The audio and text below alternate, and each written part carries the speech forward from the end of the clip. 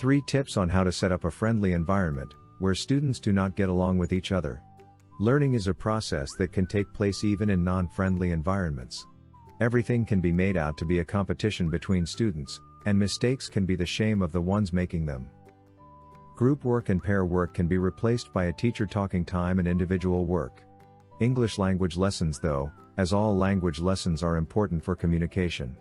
And this need and will for communication, first, take place in the safe environment of the class. So that later on, it can extend out of the classroom, in real life. 1. Work on the same goals. A class is a group of people that came together and have the same goal. The goal is learning English. So this is the first common thing they have together. It is difficult to imagine whole classes not getting along unless it is about high school students, or cutthroat businessmen or businesswomen in a hostile company environment. Although, sometimes people just do not fit together, or they do not want to, they have to respect one another and work together. The classroom is a small society, and everybody has to understand that working respectfully together is a requirement, and other than that, in the long run, it is more enjoyable to be friendly altogether than hostile and angry. Activities that bring pairs, groups or the whole class working together can work toward the understanding of the above statement. 2. Work on the class dynamics.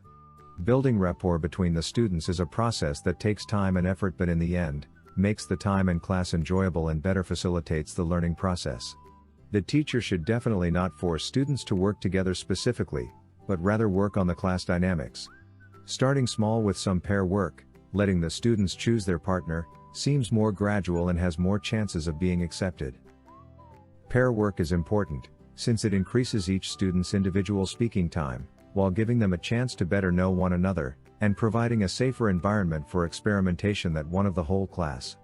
The tasks that the pairs would have to complete should be engaging and interesting to them to ensure their participation. Group work should also give the opportunity for the students to know more one another or work together. Sometimes letting the groups be appointed by chance as to give the students the opportunity to work with other people, and sometimes the separation of the groups being done by the teacher according to his or her judgment, seems like the way to approach the creation of the groups. 3. Provide with team building activities. Time is always needed for a group of people to come together, and a class to develop group dynamics. Getting to know each other activities and team building activities also seems like a necessary step towards that direction. While working on developing the pair work, some whole class activities should be included in the lesson plans.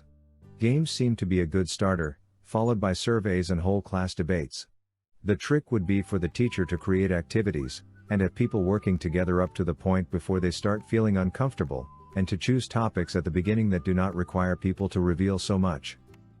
Do you want to teach English as a foreign language? Go ahead, take a TEFL course. Having a class that has a friendly atmosphere sets the base for a great learning outcome. Students then feel free to talk, experiment with the language and make mistakes. They each help one another and they are more interested in the activities, and what their fellow students have to say in their opinion. Then talking and communicating may start from a prop or a task, but it turns real since students actually want to know what their fellow students are thinking and want to share their own opinion.